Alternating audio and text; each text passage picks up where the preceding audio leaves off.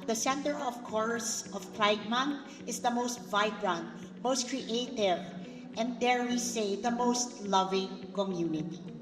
Pero alam natin na nandyan pa rin ang mga bashers at ang number one question nila, kailangan ba talaga yung Pride Month na yan?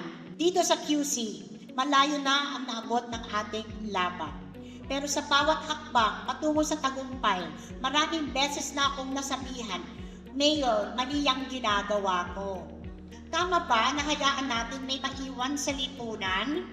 Tama ba na meron tayong mga kababayan na hindi malayang magmahal, hindi malayang piliin ang sarili, at hindi napoprotektahan ng batas? Sa puso at isip ko, alam ko ang sagot, hindi ito tama. And fighting for genuine equality is simply the right thing to do. Pinalawig na natin ang ating Gender Fair Ordinance to include the creation of the Quezon City Pride Council. Under our Right to Care card, we honor the right of same-sex couples to be each other's medical proxy. We succeeded in passing the country's first gender-inclusive healthcare ordinance. And of course, Quezon City is home to the country's largest Pride Festival.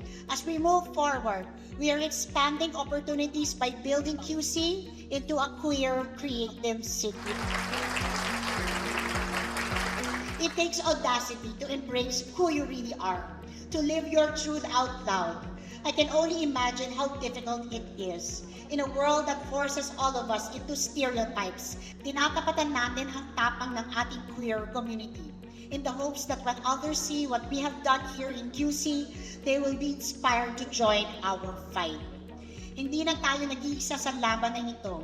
With anti-discrimination ordinance passed in 25 LGUs, 9 local governments implementing right to care, and a more active call to adopt the same at the national level.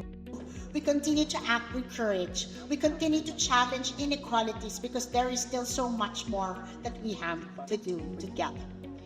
Fighting for that hope is not always easy, but under my leadership, Quezon City will always choose to do it in solidarity with all of you. So, happy one time, lahat ng action, blessings, and God bless us always.